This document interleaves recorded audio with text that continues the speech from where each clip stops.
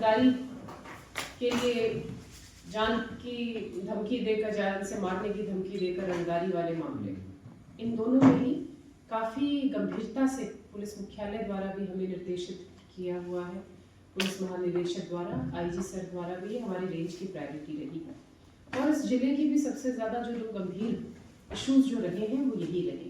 इन पे हमारे शुरू से ही एक जो होता है स्पेशल फोकस रहा। कुछ एक चीज़ों में हमने इसमें काम भी किया है, कार्रवाई भी की है, और जो एक पुलिसिंग है उसको मजबूत करने के अलग अलग हमने कोशिश की है, चाहे वो बेसिक पुलिसिंग हो, चाहे वो बहुत एडवांस्ड जो जैसे टेक्नोलॉजी की मदद से पुलिसिंग। तो उसी में हम जैसे लगातार नाकाबंदी, पूछताछ, पुलिस विजिबल पुलिसिंग, इन सब पे हम काफ़ी फोकस कर रहे थे।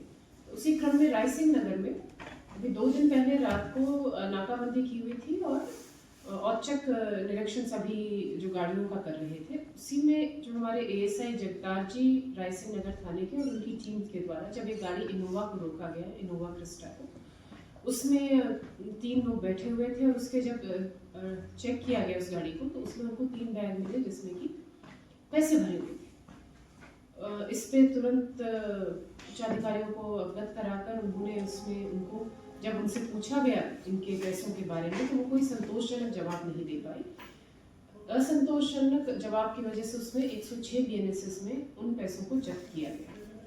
और जब गांव वगैरह में जब पूछा गया कि इनका क्या काम है, कैसे इनके पास इतने पैसे आए, तो पूरी संदिग्ध भूमिका लगी, क्योंकि वो एक सिंपल टेलर का काम जो कुलदीप को हमने मौके से गिरफ्तार किया और कुलदीप के साथ रामस्वरूप के साथ एक हमने गिरफ्तार किया है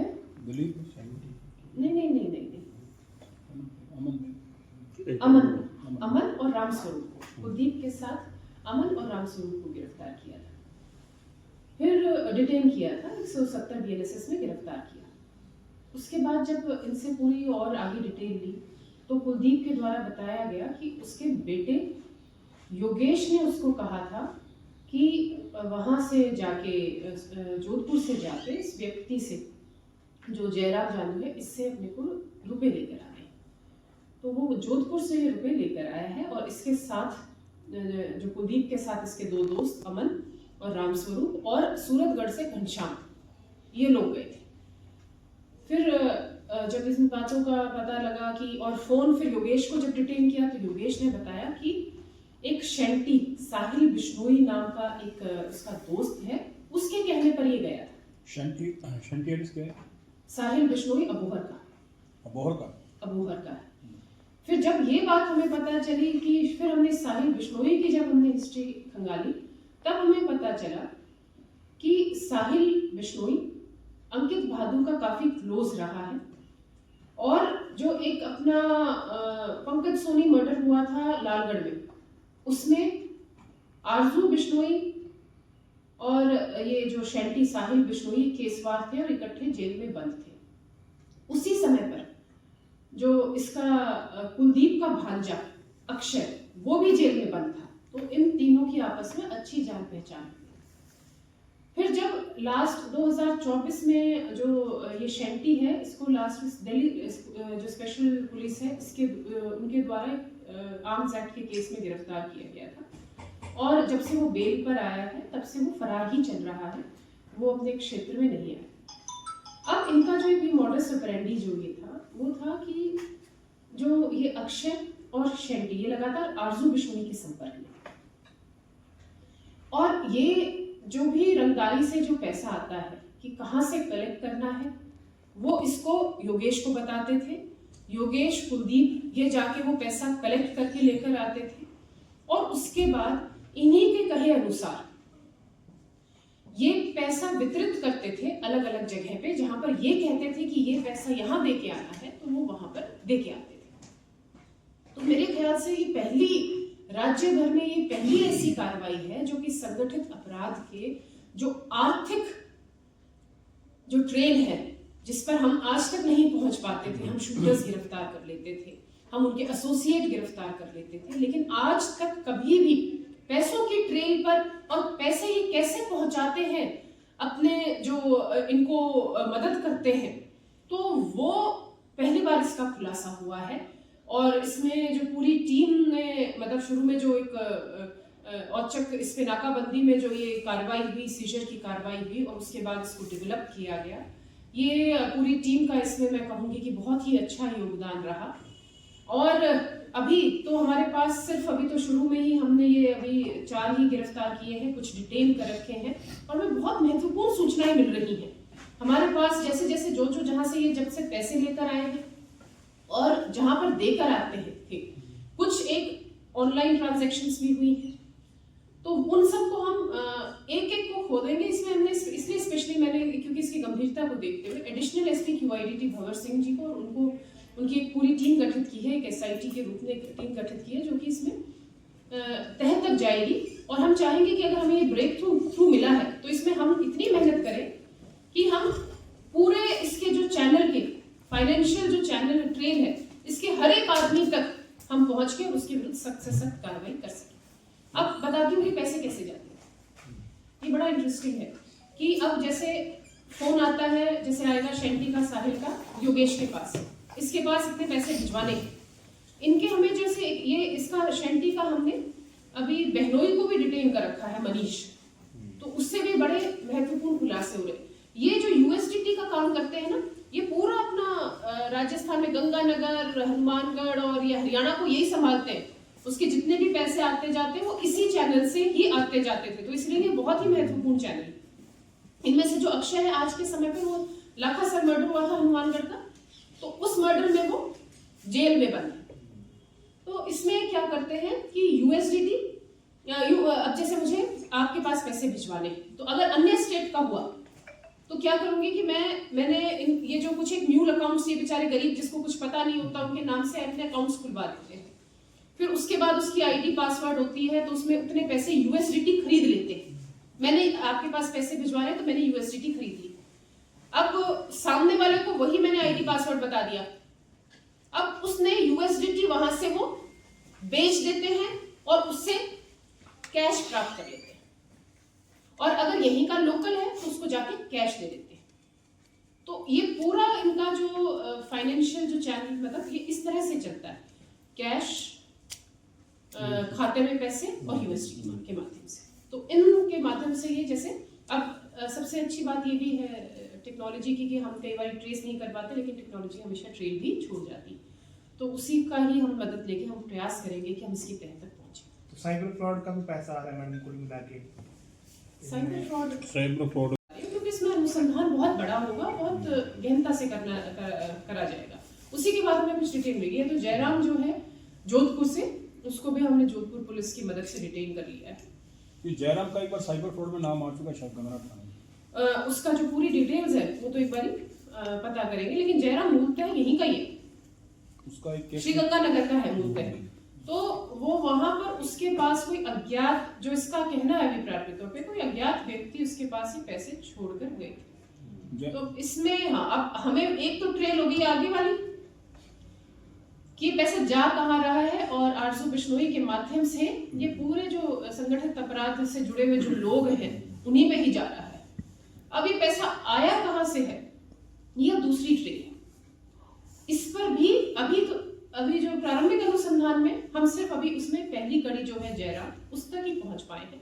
फिर जयराम से आगे हम जरूर जाएंगे। जयराम का हैंडल कौन है?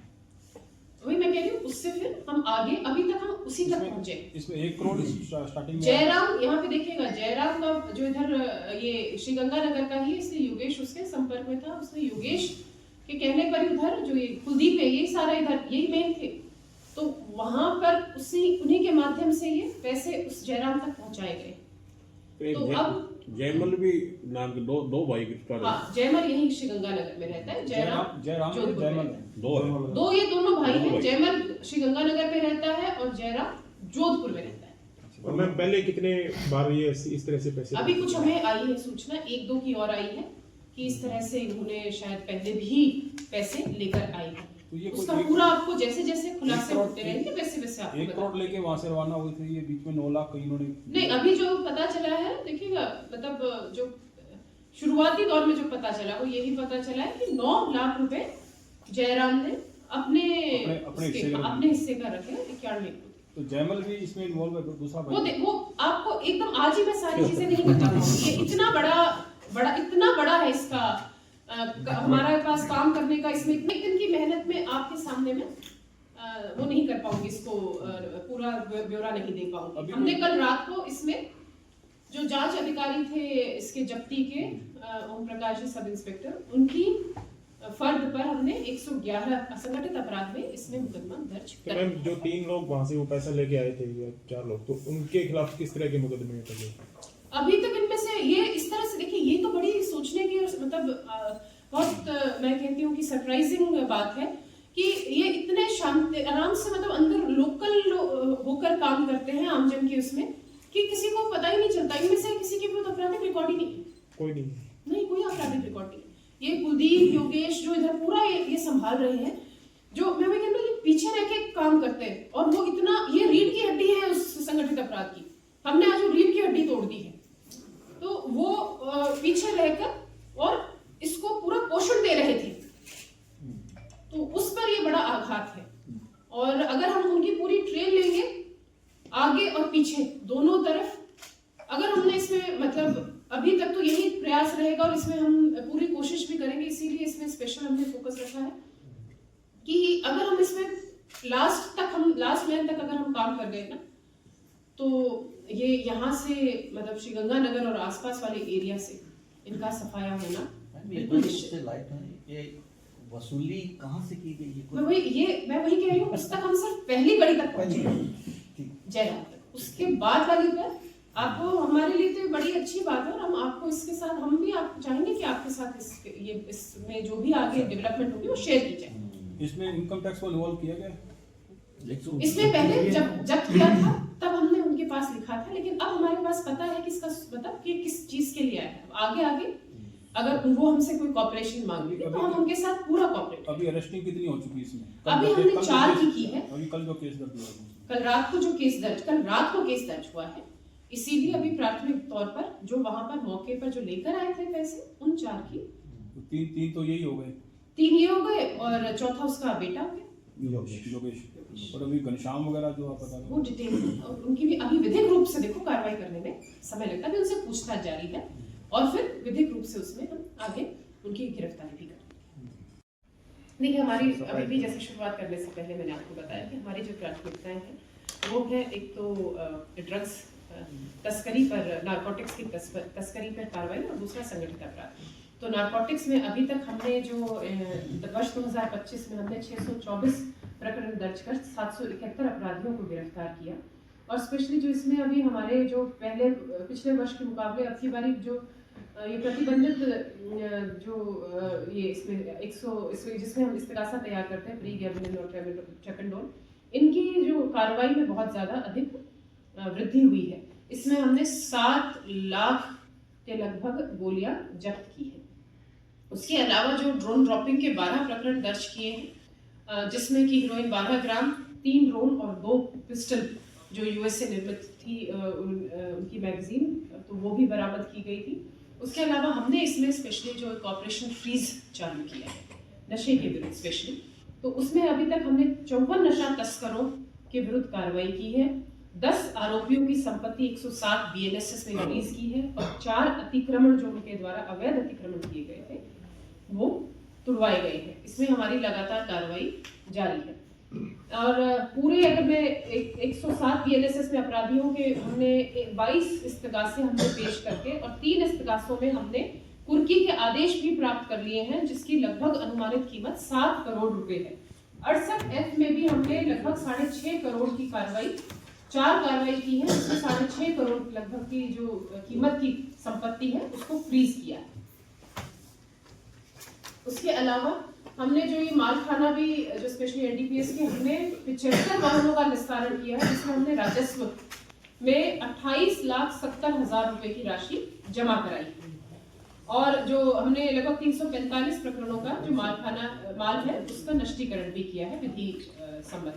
और संगठित अपराधियों के विरुद्ध हमने जो 111 और 112 BNS की कार्रवाई है, मेरे ख्याल से वो सबसे अधिक हमारे जिले में ही हुई है। तो हमने हमारे जो लगभग जो 111 के जो प्रकरण हैं 14 हमने प्रकरण 112 में दर्ज किए हैं और 111 के कहा गए आर्म्स एक्ट में हमने लगभग 112 में 111 में हमने 33 प्रकरण दर्ज करके 70 आरोपियों को गिरफ्तार किया है। आर्म्स एक्ट में हमारे पिछले वर्ष के मुकाबले बहुत अधिक वृद्धि है। हमने 277 प्रकरण हमने आर्म्स एक्ट में दर्ज किए हैं और एरिया डोमिनेशन की हमारी 19 एरिया डोमिनेशन की कार्रवाई रही है।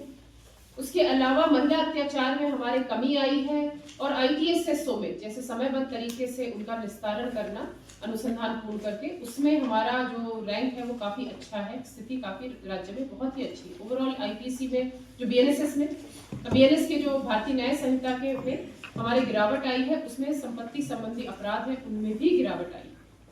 हम जो ई-साक्ष्य ऑनलाइन जो भी सारा न्यू क्रिमिनल लॉ से संबंधित है उसमें भी हम कर रहे हैं कार्रवाई, बहुत ही बढ़िया हमारा है।